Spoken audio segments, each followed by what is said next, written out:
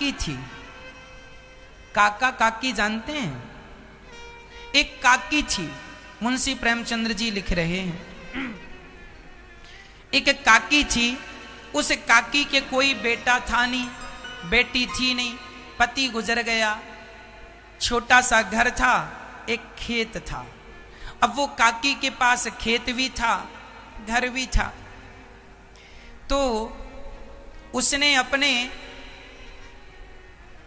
जो परिवार के बच्चे, उनमें से एक बच्चे को अपने गोद ले लिया। जो उनके पति के बड़े भैया थे, उनके बेटे को उन्होंने गोद ले लिया। गोद ले लिया और उसका पालन पोषण किया, पढ़ाया लिखाया, समझदार बनाया। अब वो बच्चा उसे काकी काकी कहा करता, काकी काकी। उसका जब विवाह हुआ तो काकी ने अपना घर और अपनी प्रॉपर्टी, खेती सब उसके नाम कर दी। एक दिन क्या हुआ, काकी बुढ़ी हो गई, बहुत बूढ़ी हो गई। अच्छा, जो बूढ़े लोग होते हैं ना, उनका जरा स्वभाव चिड़चिड़ा हो जाता है, जरा अलग बदल ही जाता, सबका बदल जाता, तुम्हारा हमारा भी बदलेगा। ये हो जाता है बुढ़ापे में, सबके साथ होता है। वो काकी अपने बहू और बेटे के साथ, जिसको गोद लिया उसे बेटा ही कहेगी, बेटा बहू के संग रहने लगी। एक दिन उनके घर में उत्सव हुआ तो उन्होंने खूब, अब वो ना क्या करते, अपनी काकी को एक पुराने से कमरे में भेज देते, यहीं रहो, बाहर ना निकलना, ज्यादा बोलती हो, ज्यादा बात करती हो, घुसे रहो अंदर। बहुत अत्याचार किया। एक दिन तो घर में भंडारा था, कुछ फंक्शन रहा होगा, उसमें सब लोग आए, पूड़ी खीर पकौड़ी सब बनी।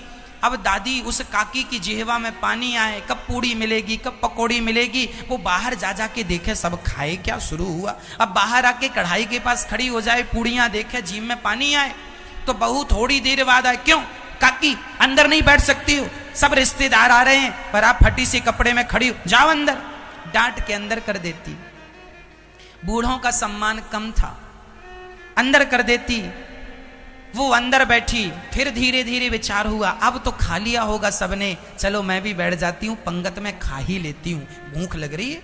फिर आई तो पंगत चल रही थी, पंगत में जाके बैठ गई। बहू ने फिर उठाया, अरे अभी रिश्तेदार खा रहे हैं, इनको खा लेने दो, फिर हम तो घर वाले हैं, बाद में भी खा लें, चलो। फिर कमरे में भेज दिया। वो काकी फिर उठ के चली गई। अब की बार काकी ने कहा, जब तक बहू बुलाएगी नहीं मैं नहीं जाऊंगी। बहू ठीक कहती है, सब खाए नहीं और मैं खाने लगूं, घर वालों को तो बाद में ही खाना चाहिए, मैं पहले खाने लग जाऊं। हुआ क्या कि सबने खा लिया, रिश्तेदार चले गए, बहू बेटे ने भी खा लिया, नाती पोते ने भी खा लिया, सबने खा लिया, पर काकी को किसी ने पूछा नहीं। अब बहुत समय बीत गया, शाम होने लगी। काकी को लगा जरा देखूं तो, जाकर देखा तो सुनसान, कोई रिश्तेदार नहीं, सब लगभग जा चुके थे।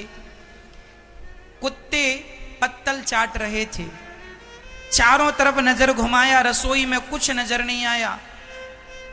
काकी को बड़ी भूख लगी थी, तो काकी जहां सबने खाने की पत्तल फेंकी थी, काकी चुपचाप देखी, बहू देख तो नहीं रही है, बेटा देख तो नहीं रहा है, जाके चुपचाप वहां बैठ गई जहां सबकी पत्तलें पड़ी थी।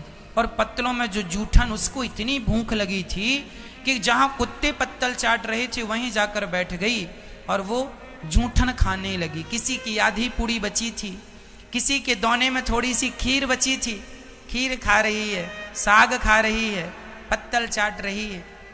रिश्तेदार खा के चले गए हैं और घर की बूढ़ी काकी पत्तल चाट रही है। ये मुंशी प्रेमचंद्र जी की काकी कथा की चर्चा है, ये मुंशी प्रेमचंद्र जी लिख रहे हैं। तब छोटी सी पोती, उसकी बेटी आई, देखा काकी बैठी है, दौड़ के माँ के पास गई, माँ माँ देखो काकी कहाँ है, वो पत्तल चाट रही है। तुरंत बहू निकल कर आई और जब आकर देखा, बहू ने अपनी काकी की हालत को, तो आज पता नहीं बहू का कलेजा पिघल गया। अरे राम राम, सच्ची मैंने इसे बहुत तंग किया है, बहुत सताया है। तुरंत प्रणाम करके अपनी काकी को अंदर ले जाके थाली में खीर पूड़ी साग बना परोसती है जो बचा था, पर हाथ जोड़ के कहती है, काकी बड़ा अपराध हो गया, सारा जमाना खा के चला गया, लेकिन वही भूखा रह गया जिसकी रोटियां हम खा रहे हैं। ये घर आपका ही तो था, ये जमीन आपने ही तो हमारे नाम की थी, ना होते आप तो हम तो भीख मांग रहे होते। जिसकी संपत्ति थी उसी को हमने एक रोटी ना दिया, पत्तल चाटने पर मजबूर कर दिया। आज यही दुर्दशा है भक्तों। जिस माँ बाप की संपत्ति पे बच्चे ऐश करते हैं, वही बूढ़ी माँ घर से निकाल दी जाती है और निकाल दी जाती है। और जब बच्चों का विवाह, पोता पोती का विवाह होता है, तो उसके खाने के बाद पत्तलों पर कुत्ते तो चाट लेते हैं, लेकिन खुद की दादी को तो वो पत्तल भी नसीब नहीं हुई, पत्तल भी नसीब नहीं हुई। उस काकी को तो चलो पत्तल नसीब हो गई, पत्तल चाट रही है, पर ये जिनको बच्चों ने अपने घर से निकाल दिया और निकालने के बाद अपने बेटे का अर्थात पोते का पोती का विवाह कर लिया, सब तो आए होंगे ना खाने के लिए, सबने तो पेट भर खाया होगा, विवाह में रसगुल्ले खाए होंगे, पूड़ी साग खीर खाई होगी, खुद की दादी को नहीं खिलाया। जिनकी मेहनत के बल पर, जिनकी संपत्ति पर तुम उछल कूद कर रहे हो, वही आज घर से बाहर है और याद भी नहीं आती। ऐसा जमाना आ गया है। दास अनिरुद्ध रोज ये दृश्य अपनी आंखों से देखता है। ये कहानियां बिल्कुल साकार होती चली जा रही हैं। जो जो लिखा बड़े बड़े महापुरुषों ने, सब सही होता चला जा रहा है। वो काकी कोई और नहीं, आज की वो माँ ही वो काकी। हाँ, इसलिए कहा करता हूं, माँ बाप की सेवा जरूर करना।